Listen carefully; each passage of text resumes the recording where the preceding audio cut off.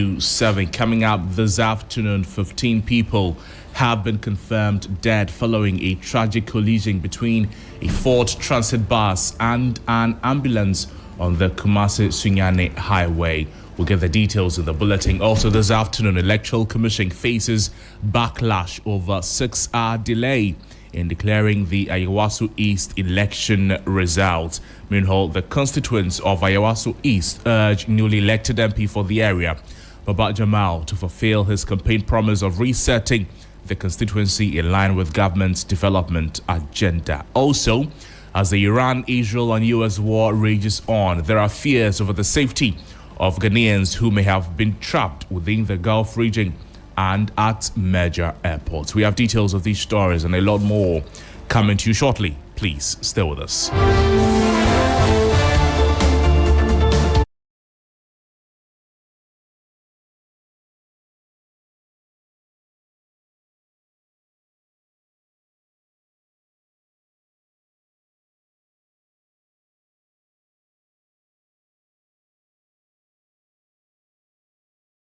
A reminder that we're live also on all our social media platforms at 3FM 92.7. Let's get into the details of the stories right now. Former Ghana High Commissioner to Nigeria and Member of Parliament-elect for Ayawaso East, Baba Jamal, has pledged to reset the constituency and accelerate development for residents following his victory in Tuesday's by-election. Baba Jamal secured over 10,880 votes, defeating Baba Ali Yusuf of the NPP, who polled 4,009 votes. Ibrahim Idrisu of the Liberal Party of Ghana obtained 43 votes, while the independent candidate Umar Sanda Mohammed garnered 1,885 votes, and David Akono had 104 votes. Speaking after being declared winner, the MP-elect dedicated his victory to his family and constituents, promising inclusive leadership and renewed focus on development in the Ayawaso East constituency. Peaceful election, and that is going to be the nature of Nima and East Ayawaso going forward. That is what we want the world to see. We want the world to see that East Ayawaso people are peaceful. East Ayawaso people are peaceful, peace-loving people. So we need to change the image that we have. I want to thank all my imams, my chiefs, and my constituency executives, that, and more so, our highly respected His Holiness, Chief Imam, Dr. Sharbutu, who also prayed for us. And I think that Allah has accepted his prayer for all of us. That's the voice of Baba Jamal there. We'll take some more listening to Baba Jamal's victory speech, if you like. But though many have commended the Electoral Commission of Ghana and the Security Service for the peaceful conduct of the polls, concerns have been raised about the delay in declaring the final results, which took nearly 6 hours. We're now joined by the Director of Research at the Electoral Commission, Alfred Tete, on films. Mr. Tete, thank you for joining us. Good afternoon to you. What would be your overall assessment of the conduct of the Ayawaso East by-election, barring the late declaration of the results? Yeah, my verdict is the election was smooth, very peaceful, and seamless.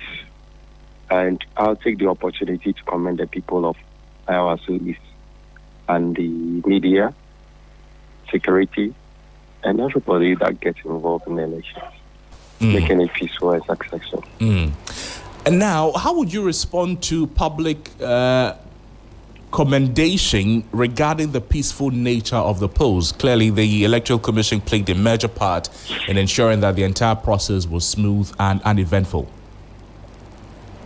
Yes, I think this is something that we've been doing over the period. You can attest to what happened in Klapitia, and then regarding the previous by-elections before this.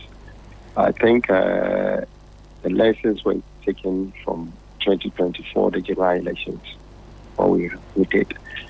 In terms of management of elections, the Commission has been doing very, very well, and will continue to do that because that's our mandate. Let me touch on what you said regarding the cause in terms of the delay. Mm-hmm. I don't see it as a delay. It sounds like people were quite impatient as to hear the results. What happened was, usually when you finish the collation process, the law says you should use the manual collation. The manual collation is physical entry of the figures from 1A, which we've been calling the pin sheet, okay, onto the Form 1C, which is the collation sheet. Okay, so when you finish, you have to make sure that you reconcile what you've done, the manual and then the digital capturing of the data. So that's what we were trying to do, that people were seeing it as a delay in the process.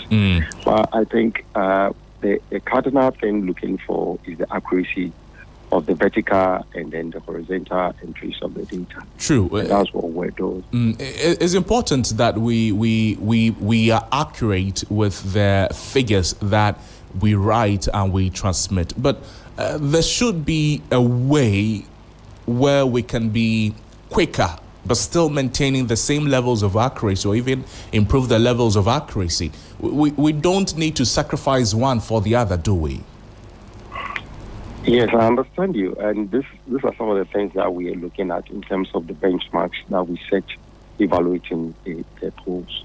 So apart from the location, the polling station setup, the logistics, performance of officials, and even the BVDs, we are as well looking at that as well in terms of the results capturing and then declaration. So it's something that we're looking at. Will it be something that would have to look at amending our law so that we look at electronic transfers and putting in place measures to ensure that while we try to do it electronically, we secure it as well? Maybe that will help, reduce the number of hours we take to manually transfer the results. And there's something that we also as stakeholders, we have to look at various levels, at the IPAC levels, and then in terms of the commission and then the lawmakers. So when you look at what we did yesterday, you realize that the electronic display projection of the figures came earlier. We were able to get the figures and people were able to identify who is the winner, virtually the outcome of the elections. But the key thing is, like you're saying, the law says manual. And you have to put the one against the other. You cannot, going into proper elections, you cannot go fully digital, okay? In case something happens to our system, what happens? So it's just a matter of speeding up the manual process as well. So these are things that we're going to look at going forward. And it brings me to my last question on what other measures the Commission is putting in place to ensure quicker collation and the declaration of results in future elections. Yes, like I said, we've taken lessons from what happened, and we're going to look at it, going to evaluate it, and then see how we can expedite the process going forward. Mr. Tete, thank you so much for your time with us on the program. Fred Tete is Director of Research at the Electoral Commission, speaking with us there. Well, some constituents of the Ayawaso East constituency, they say they expect the Member of Parliament-elect Baba Jamal to bring development to the area. And the comment comes hours after the immediate past High Commissioner of Ghana to Nigeria, Baba Jamal, was declared winner of the by-election there. Beatrice Edu was in Nima, a community in the constituency, and she found this report. Well, it's a busy morning here at Nima within the Ayawaso East constituency. I'm told that today is a market day, and so this place being both a commercial and a residential area, you can imagine what a market day looks like. Let me speak to a few market women here who obviously participated in yesterday's by-election. Ansana abanebano yebeye election yakache yese Baba Jamal no be winning. Na enu awoto ye no send your result ne bae no wugidi say ampa so send your nankofo na epe no sa ne koye enu ano no say ansana ubedani ohini de say yankopon na esi hini enti nyankopon na ama no enti kachire na eda ne ti so no nyankopon kasamfa niama obetumi asua na odi ansiti ama no enti wani agisi elect Baba Jamal Enra. As a constituent, what do you expect? As a constituent, Baba Jamal, even right before he was elected, he provided 2.5 million Ghana cedis to the women of our Ayawaso East constituency. Each and every woman was given not less than 5,000 to 10,000. And with that money, it was interest-free. You pay back, but without interest. In this constituency, as I speak, he has been doing tremendous work here. Do you know that he's a philanthropist too? Each and every day, people come to him and he has been helping people. What's your expectation of the MP elect? MP na ye vote man no. Ne ye pese oyema yen say, omma na enyo koye nkwala no so. Youth. It's about the youth. Onye bibi papa manima. Answer no obefi wonum na ya bonidin papa say why bibi papa manima. So you're asking the MP elect Baba Jamal to do something good for the youth of Nima. But when you say something good, what specifically? What do you want? Say obetime nya kwan mom link say ombeye ejuma ana say obe estela ejuma bi e wa Nima ebe boa nkwala no. Say ebi a trade na some buy one crampo ana insanwo ejuma bi na obe boa nkwala no so a ebe boa parents na omo wa Nima no. Ayawaso East will never turn its back against NDC. And Ayawaso East will always be voting for the NDC just because of developmental projects we are seeing in Ayawaso East. Which projects are those projects? See the gutter from Paloma to Kaukudi. It was not under the NDC government. Under Ye Rollins, the late Atamis came and continued, and His Excellency John Dramani Mama also came to continue. When you see the hospital that we see in Ayawaso, the clinic, it was started by the NDC government. Once again, my name is Beatrice Edu. Thank you so much for joining us. My colleague Beatrice Edu with that report there. We can now continue listening to the Member of Parliament-elect for the Ayawaso East constituency, Baba Jamal, as he delivered his victory speech yesterday. And today, we are on a good path. Let every member of East Ayawaso listen to me. From today, we are going to rewrite the history of East Ayawaso.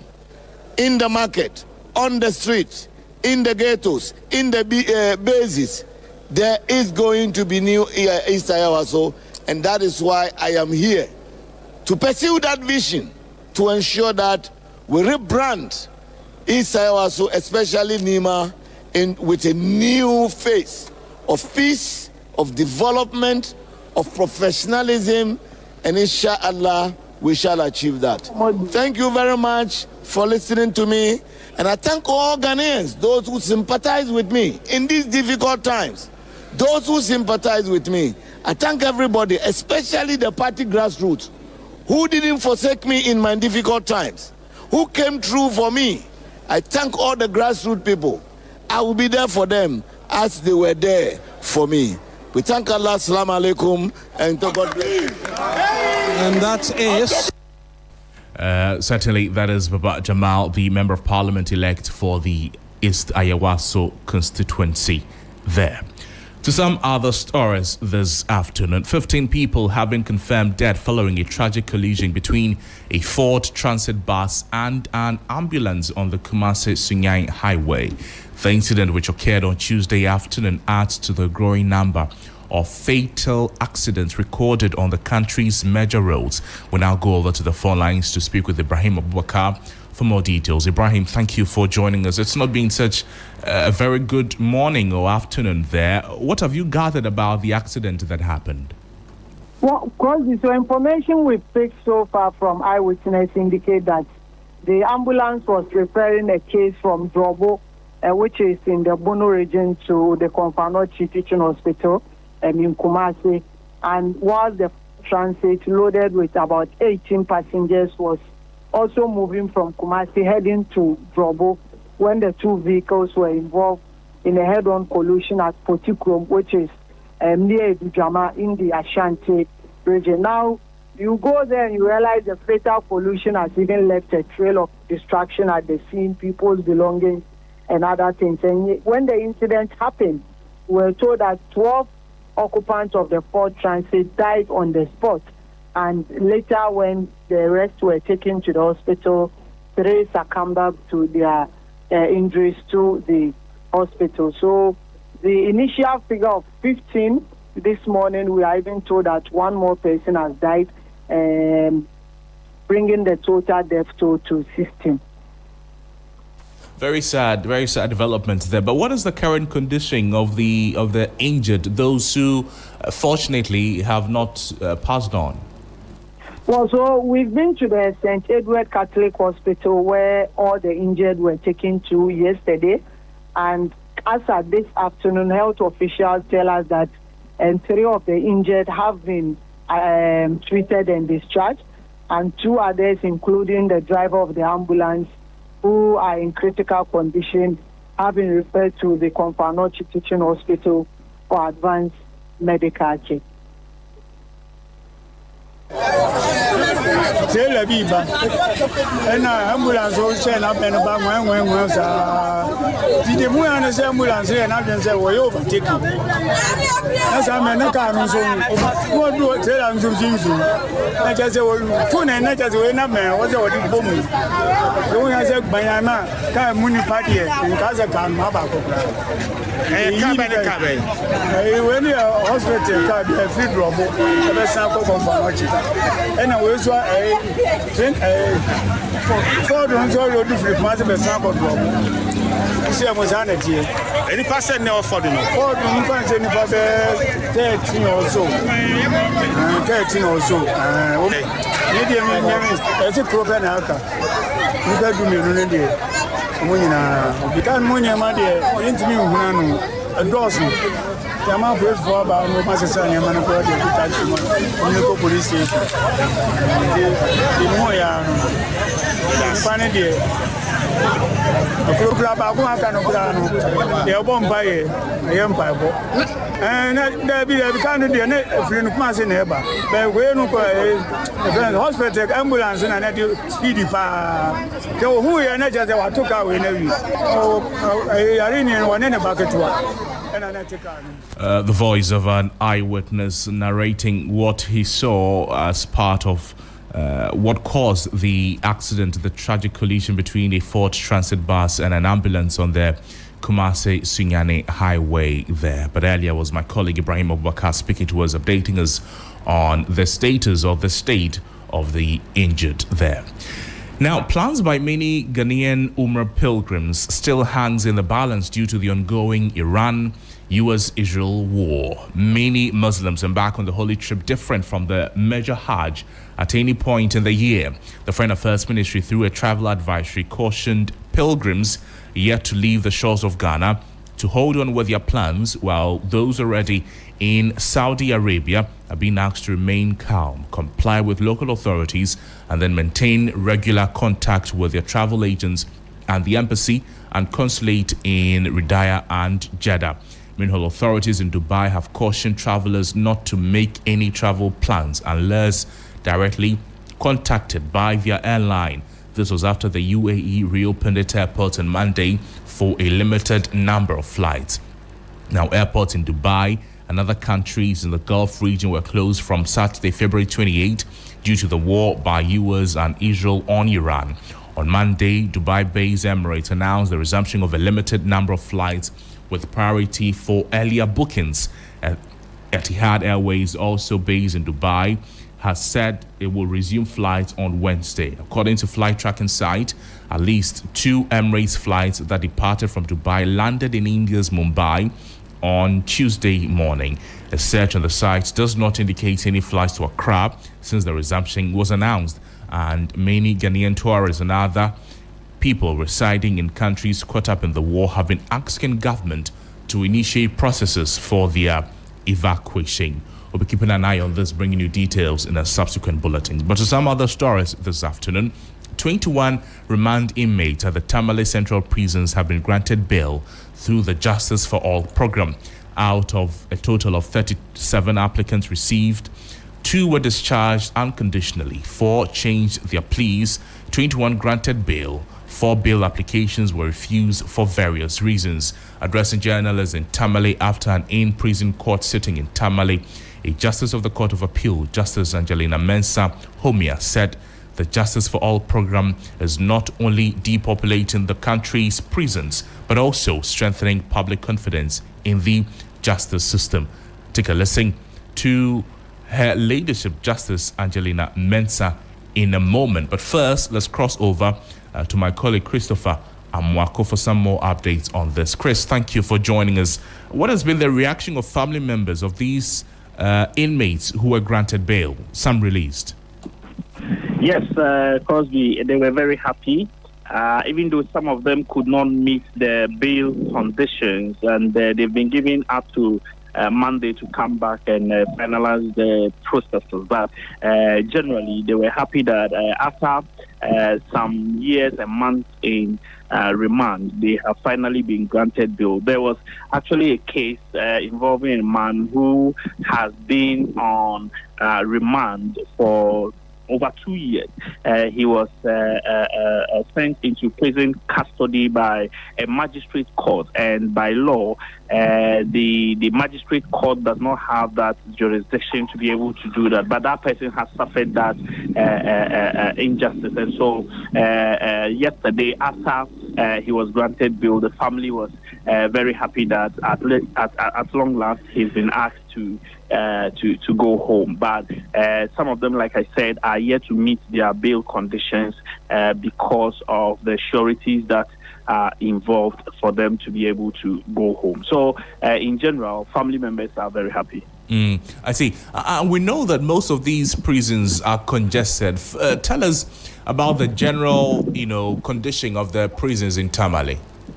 Yeah, so if you look at the Tamale Central Prisons, originally it is supposed to house about 74 inmates. Right now we have over 140-something inmates in there. Now, the other aspect is that the remand prison itself is supposed to hold 16 to 24. But as we speak, even yesterday, 49 of them were supposed to be sent to the in-prison court, but only 37 applications were considered yesterday. And so it means that there's still congestion at the Tamale prisons. And so for the Justice for All program, these measures will help to decongest the prisons, because if 21 out of those in remand, 49 of them, 21 are going home, then it means that it's in the right direction, that the prisons will be decongested, and the justice delivery system will also be enhanced. Let's take a listen to what the appeals court judge has to say on this. 37 applications were filed. 2 were discharged unconditionally.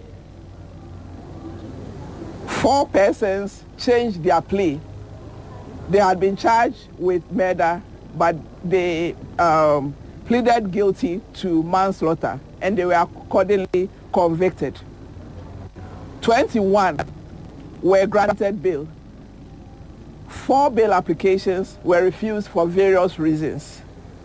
3 applications were struck out, and then 3 referred for psychiatric treatments. Data from the Ghana Prison Service Records Unit indicates that the total inmate population is 13,620, which comprises 1,745 remands.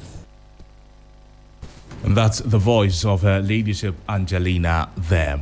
Away from that, government says it is intensifying efforts to rehabilitate and expand storage facilities across the country to curb post-harvest losses and improve farmer incomes. Chief Executive Officer of the National Food Buffer Stock Company, George Abradu Otu, made this known during an inspection tour of senior high schools and warehouses in the Ashanti region, where he assured that measures are being put in place to increase storage capacity and safeguard food supplies. Restoring and selected schools in the region, warehouses and agricultural facilities across the Ashanti, Eastern, Bono East and Bono regions to strengthen food security and initiatives as well as enhance operational efficiency. The visit is also aimed at addressing feeding challenges in second cycle institutions and ensuring uninterrupted food supply to schools in the area. I've been so much impressed with what I've seen. The quantity of food that the schools have. I'm so happy, I'm so satisfied, and I'll summarize everything by saying that so far so good. It's wonderful. The voice of the Chief Executive Officer of the National Food Buffer Stock Company, George Abradu Otu, there. Correspondent Benjamin Nadu is on the Ashanti Regional Tour and joins us with updates. Benjamin, which other schools has the team visited, and what are some of the issues that came up during the tour, and how are they addressing them? Yeah, Noble. So far they have been to Prempeh College around Sofolai here in Kumasi. That was the first point of call. The headmaster of the school, Very Reverend Louis Asare, made us know that they have enough stock in the school.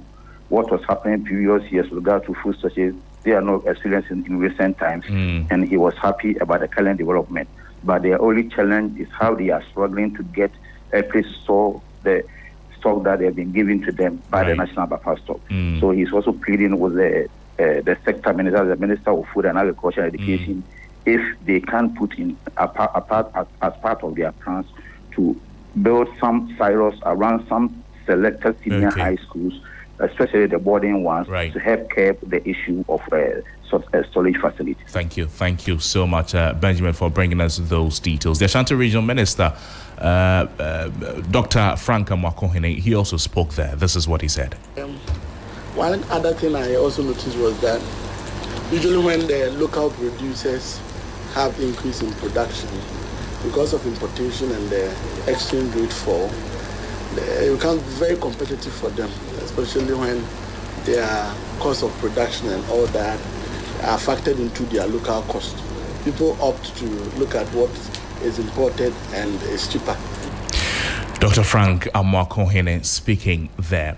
Now, before we go this afternoon, this year's Africa Press Day has kicked off in Nairobi, Kenya, bringing together health, finance, and policy leaders to explore the economic value of investing in African-led health systems. The two-day forum under the theme Health, What's It Worth, with focus on women's health, is looking at what investment in health really means for people's lives beyond budgets and policies. My colleague Sarah Apenkro is among some selected journalists from across Africa at the event in Nairobi, and she joins us. Sarah, thank you for joining us. How significant is this year's event, especially given the growing concern around breast cancer and health financing in Africa?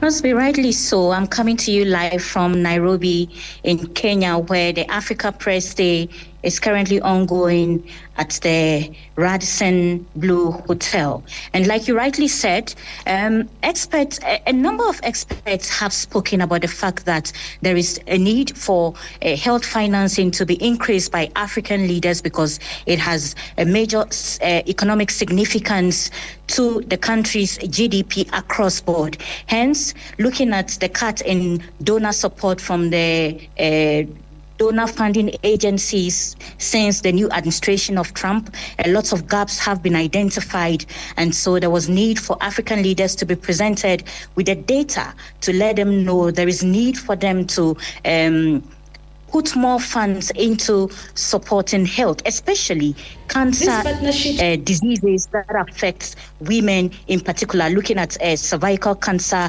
breast cancer, and the like. So it's basically to encourage African leaders to put more domestic resource funding into the health sector. We as journalists are also being encouraged to change the narrative of reporting on health issues from the gaps, the challenges, and also to the interventions, the systems available, and also what is needed to ensure that it functions properly in the various countries. Sarah, thank you so much for joining us. Sarah Apenkro, my colleague, speaking to us from Kenya, Nairobi. Ending the midday news on 3FM 92.7. There's more news on our website, 3news.com. My name is Noble Crosby Annan. Have a great afternoon.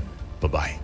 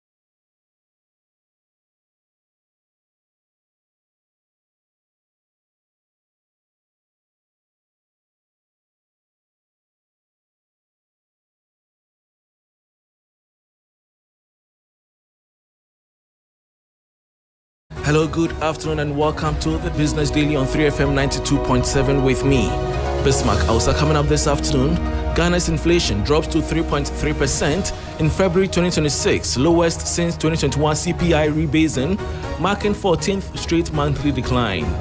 Also ahead, Ghana reference rate plunges to 11.71% in March as Treasury bill yields fall to single digits, raising hopes for sharp drop in lending rates and possible relief for borrowers.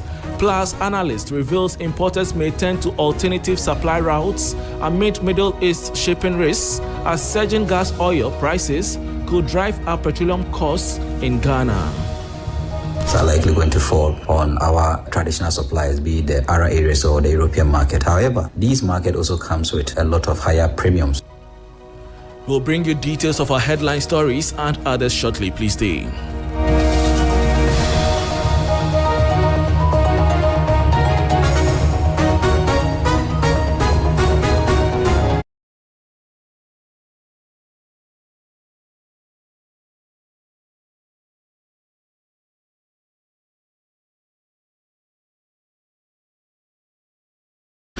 Thanks for your company. Now to the details. Ghana's year-on-year inflation rate has declined further to 3.3% in February 2026, representing the 14th consecutive monthly decline and the lowest level recorded since the 2021 rebasing of the Consumer Price Index by the Ghana Statistical Service. There is more in the following 3 Business News Desk report.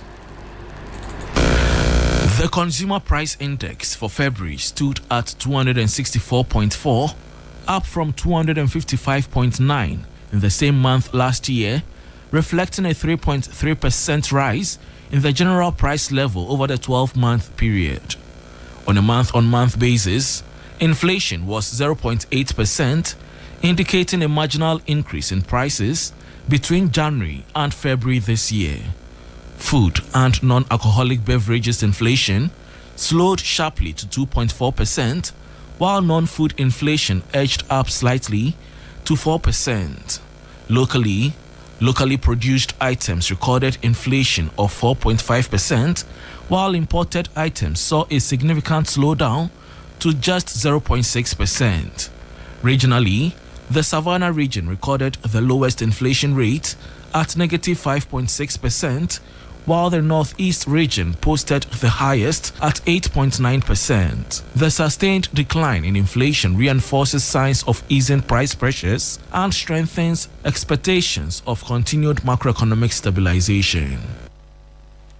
And that was a 3 Business News Desk report on Ghana's inflation dropping 3.3% in February 2026, lowest since 2021 CPI rebasing, marking 14th straight monthly decline.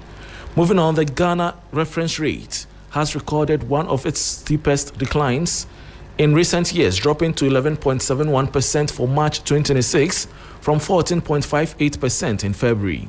This follows a sharp fall in Treasury bill rates and a marginal easing in the interbank market, a development that could significantly reduce borrowing costs for businesses and households in the coming weeks.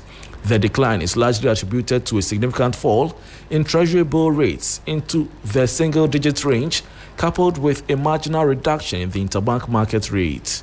Industry players say the easing in Treasury bill yields reflects government's fiscal consolidation efforts, which have curtailed domestic borrowing as well as excess liquidity within the banking sector. With average lending rates currently hovering around 22%, the latest benchmark reduction could push borrowing costs down to about 19%, depending on the consumer's risk profile and negotiations with banks. Moving on, global crude oil prices have surged past $83 a barrel following renewed tensions in the Middle East. The escalation, including recent strikes and restrictions around the Strait of Hormuz, one of the world's busiest oil shipping lanes, has rattled energy markets worldwide. My colleague Michael Obodu has the rest of the story. Brent crude briefly touched $85, its highest level in months, as traders priced in fears of supply disruption. Analysts warn that if the crisis deepens, costs could rise even further. Here in Ghana, the impact has already been felt. Fuel prices are edging upward, with consumers bracing for more hikes. Energy experts say Ghana, like many import-dependent economies, is vulnerable to global shocks. There are concerns about whether there will be products available for consumption. Then also there's a concern about the impacts this war will have on prices. And so consumers have every right to be concerned. But I think we as a regulator are there to ensure that these concerns, we manage them. So to a large extent, I would say that concerns about availability of the products, that should not be a problem at the moment. Officials maintain that domestic supplies remain stable, but acknowledge that global crude movements will continue to dictate local prices. As Middle East tensions intensify, the world watches nervously, and for Ghanaian motorists, the cost of filling up may soon rise again. And that was a report by my colleague Michael Obodu. Meanwhile, the Executive Director of the Center for Environmental Management and Sustainable Energy, SEMSI, Benjamin Nsia, says, although Ghana is unlikely to experience an outright fuel shortage, consumers should brace for higher petroleum prices if tensions in the Middle East persist. According to him, any disruption along critical Middle Eastern shipping corridors could force importers to reroute supplies away from traditional channels, compelling them to rely more heavily on alternative sources in the Arab region or European markets.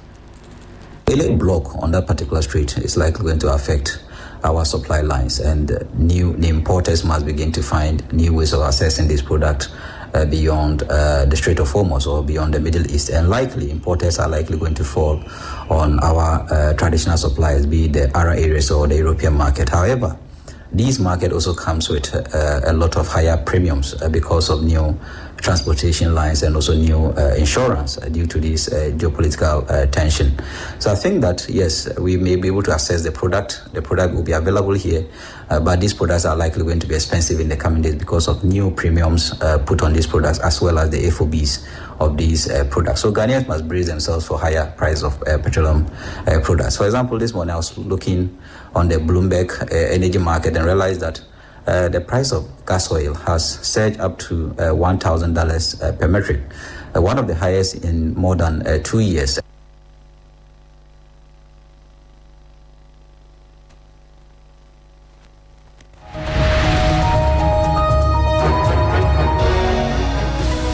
Benjamin Nsia is Executive Director of the Center for Environmental Management and Sustainable Energy. And that brings us to the end of Business Daily on 3FM 92.7 with me, Bismarck Ausa. For more business stories, please check out our website 3news.com. Black Rasta is here for Urban Blend. Please stay.